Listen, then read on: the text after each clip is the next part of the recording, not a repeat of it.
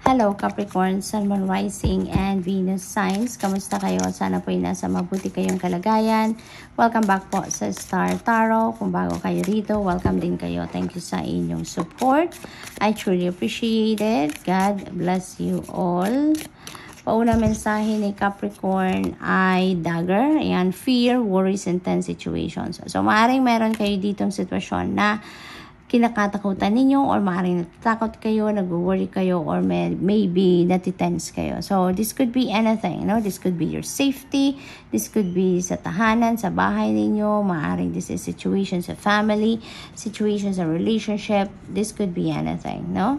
So, what else? We have flag. Do not be tempted to lower your standards. Ayan. So, do not be tempted to lower your standards para lang ma-please ninyo ang ibang tao, or para mapagbigyan ninyo ang kagustuhan ng ibang tao, no? Stand your ground, no? Capricorn, stand your ground, stand for what you believe in. Pakita ninyo dyan yung iyong tatag, okay? So, we have Pale, time to get out of a situation. Maaring yung sitwasyon na to is linked dito sa Dagger energy. Kung ano man to, kinakatakutan ninyo, winoworihan ninyo, natitense kayo sa inyong sitwasyon, you don't need to stay there, di ba? Umalis na kayo sa sitwasyon na yan. If you feel like you are not safe, if you feel like you will be, yung safety ninyo will be compromised kung dyan sa sitwasyon na yan, kung ano man yan, kung ano ang pakiramdam ninyo, napakahalagang susundin ninyo yung intuition ninyo dito, dahil it will always give you a signal what is the right thing to do. Kaya kung pakiramdam ninyo hindi kayo safe dyan, kung pakiramdam ninyo it's not serving your best interest, your highest good, then it's time to get out, diba, of that situation. Okay? Older man, dealing sa relationship with an older man, this could be linked dito sa sitwasyon na to. Maaring si older man yung kinatatakutan ninyo, maaring may link ito si older man doon sa mga bagay na ipinag-aalalin ninyo. Maari din naman na si older man yung ipinag-aalala ninyo. Maaring kamag-anak nyo to, uncle ninyo, dad ninyo, grandpa ninyo, mahal ninyo sa buhay. Maaring meron din siyang sitwasyon na kinakatakutan ninyo. Maaring ganon. Maaring wino-worry ninyo, maaring may sakit siya, or maaring meron siyang sitwasyon na nagigipit siya, maaring ganon. So, it could be anything, depende sa inyong sitwasyon. Iba-iba tayo ng kwento ng buhay, iba-iba tayo ng sitwasyon. So, whatever that is, kayo lang tanging nakakaalam kung ano ang ganap dyan. We have nest, an emotionally secure, loving family is important to you. Very beautiful, kasi higit ano pa man, higit kanino man, no? Yung pamilya, no? Yun ang pinakamahalaga sa inyo. We have key, successful outcome to your problems. Finally, this is really a beautiful shift ng energy ninyo, dahil magtatagumpay na kayo sa inyong mga problema. Kung ano man ang inyong mga iniindang problema dyan, pagtatagumpayan ninyo yan. Capricorn, we have hand in need of help, assistance, and guidance. Ayan. So, this could be you na nangangailangan ngayon ng tulong, ng assistance, ng gabay, no? For you to be able siguro to get out of this energy. So, maaring kailangan ninyo dito ng advice, kailangan ninyo ng emotional support or physical support. So, maaring gano'n ang ganap dyan. Maari din na si older man dito ang nangangailangan ng tulong, no? Maaring si older man humihingi sa inyo ng assistance, ng guidance, ng tulong dito, no? So, maaring siya ang nangangailangan ng tulong at humihingi ng tulong sa iyo. So, we have bird flying. News is on the way.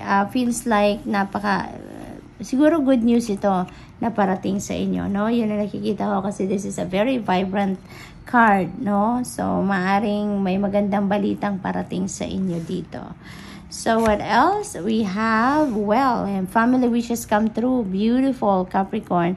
Meron kayong, it's either wish ito ng pamilya na magka-come to fruition, or wish ninyo ito para sa inyong pamilya, no? Na is going to come true. So, good luck to that, kung ano man yan. So, magiging masayang-masaya kayo dito, no? So, this is a wish coming true. So, good luck. That's all I have for you for today. Thank you for watching. Love and light. Namaste. Hello Virgo, Sun, Moon, Rising, and Venus signs. Kamusta kayo? Sana po ay nasa mabuti kayong kalagayan. Welcome back po sa Star Tarot. Kung bago kayo rito, welcome din kayo. Thank you sa inyong support. I truly appreciate it. God bless you all. Pauna mensahe ni Virgo ay wealth. Wow, Virgo, may perang parating. Kaperahan, uulan ng pera. I-claim na natin to.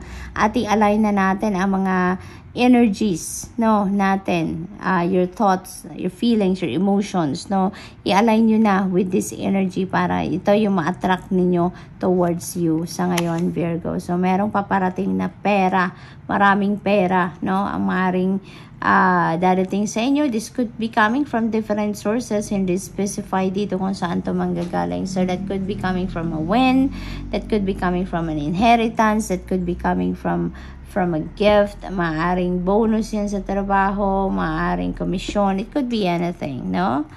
So, what else? We have failed, time to get out of a situation. This is an ending, no? An ending is coming to you, no? Dito sa ibang sitwasyon ninyo sa buhay. This could be anything that doesn't serve your highest good anymore, na iniimbitahan kayo dito na umalis na kayo, iwanan nyo na ang sitwasyon na yan because maybe nagpapa-stress na lang yan sa'yo, nagpapagulo na lang ng isip ninyo, nagpapasikip ng inyong dibdib. It could be that, no? Kaya kailangan nyo nang umalis. Problems to be resolved. Ayan. So, may mga problema kayo ditong kailangan solusyonan. So, maaaring yung problemang ito na ang kailangan nyo nang iwanan. Kaya, susolusyonan nyo na yan or hahanapan nyo na ng lusot yan. So, what else? We have pin. Yan, there is new job or new career. Napakaganda naman ito. So, maaari din na yung wealth na to manggagaling dito, no? Sa bago ninyong trabaho or additional ninyong trabaho or bagong karera. So, good luck to you, Virgo. So, maaaring kung ano man ang ina-applyan ninyong bagong trabaho ngayon or iniisip ninyong bagong career path, so maaaring dyan talaga kayo siswertehin. We have bell announcement. Ayan, so merong announcement. Maaaring yung trabahong ito na or bagong career na ang siguro kayo yung mag-a-announce, no? Kayo yung magbabalita sa mga kamag-anak ninyo, kapamilya ninyo, person ninyo. So maaaring kayo yung may announcement dito, no? Or maaari din naman na kayo ang makakarinig ng announcement na to. Okay? So what else?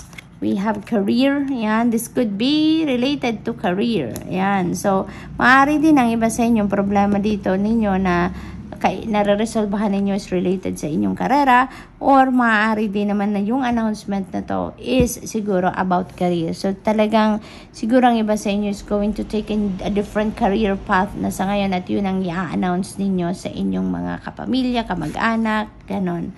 So, carriage, a journey, either physical or mental. So, maaring magta-travel kayo dito, Virgo.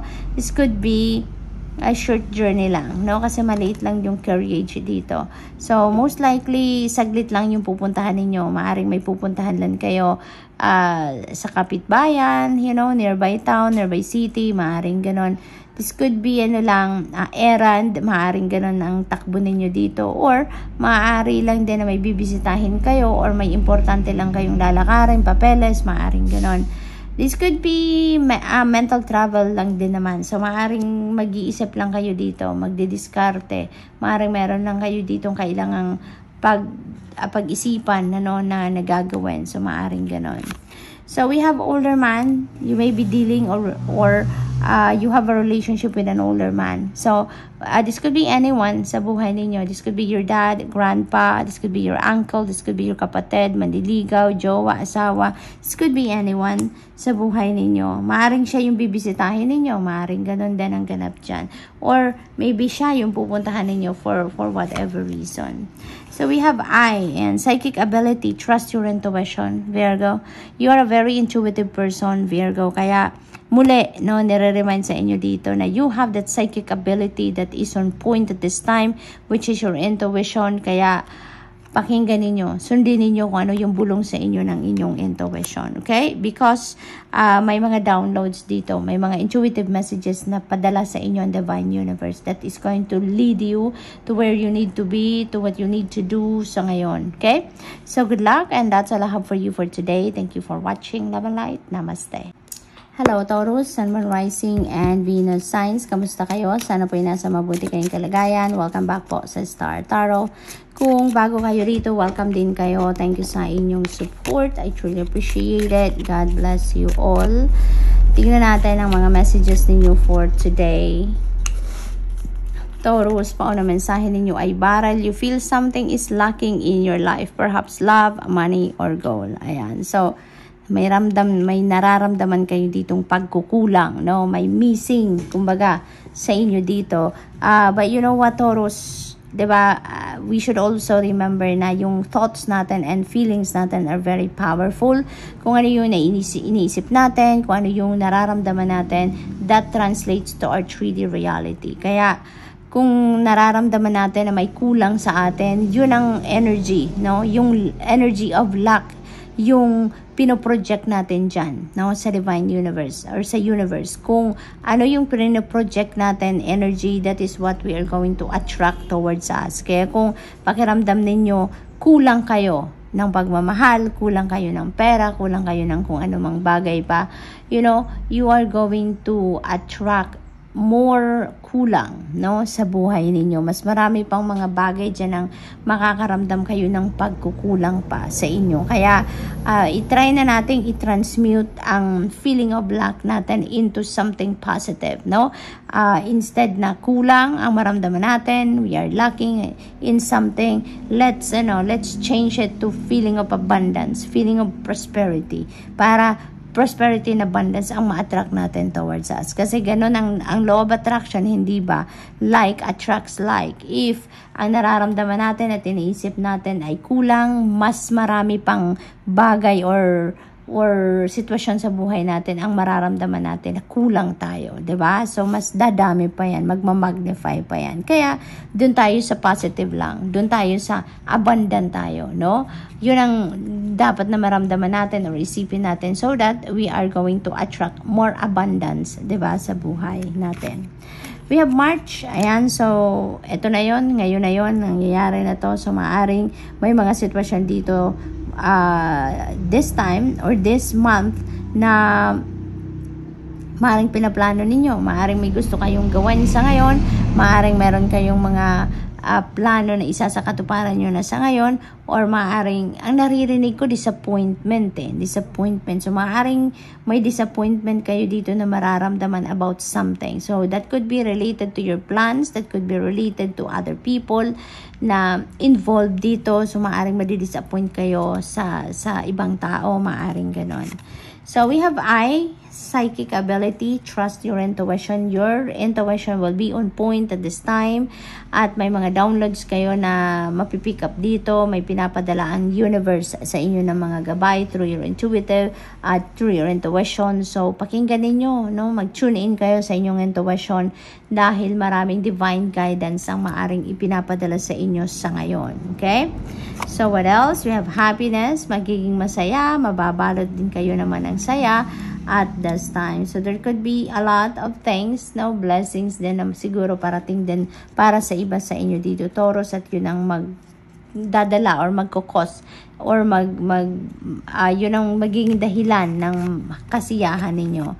So we have Caterpillar. Things will not always be this way. Change is coming. Ayan. So hindi nothing is permanent, hindi ba? Everything is temporary talaga. Kaya kung ano man yung sitwasyon, tulad nito, may disappointment kayo, it's not going to hang on dyan sa inyo, diba? Sa energy field niyo for so long. Magbabago at magbabago ang sitwasyon. Kung ano man ang hindi masyadong magandang pangyayari sa buhay niyo, that this could be the time na mababago na yan to a better situation, hindi ba? A change is coming, so paghandaan nyo na yan. Dapat ready kayo physically, mentally, emotionally sa mga pagbabago. So we have clubs. Someone will try to make you do something against your will. So use your intuition and your own judgment and discernment on this situation, no? Huwag ninyong hayaan na na pilitin kayo ng ibang tao na gawin kung labag naman yan sa inyong kalooban. Gawin ang isang bagay na hindi nyo naman gustong gawin. Okay? So, nasa sa inyo na yan. So, what else? We have flag. Do not be tempted to lower your standards. Ito na. This could be related to this. No? So, ito mga advice sa inyo na wag ninyong hayaan na i-lower ninyo ang inyong standards para mapagbigyan ang tao. Ito, gagawin ninyo kahit ayaw ninyo, yung ganon. So, depende sa inyong sitwasyon, ano? Depende sa taong involved dito. Gamitin ninyo ang inyong sariling judgment dito, okay? Do not lower your standards. Kung, diba? Kung alam ninyong hindi naman yan makakatulong sa inyo, hindi makakabuti sa inyo, okay? So, we have far away, a distant friend is thinking of you. Ayan, so maaaring meron kayong kaibigan na nasa malayong lugar, na iniisip kayo, na aalala kayo, or ito naman, this could be anyone din, no? Not necessarily na kaibigan ninyo, maaaring kamag-anak ninyo to, maaaring parents ninyo, or mga anak ninyo, kaibigan, you know. This could be anyone, no, na nasa malayong lugar at iniisip kayo. So, what else? We have key. And successful outcome to your problems. This is really beautiful. Kasi kung ano man ang mga pinoproblema ninyo sa ngayon, yan ay mariresolvahan na. Yan ay mahahanapan nyo na ng solusyon. Kaya makakaahon na kayo kumbaga sa difficult situation na yan. So good luck. And that's all I have for you for today. Thank you for watching. Have a light. Namaste.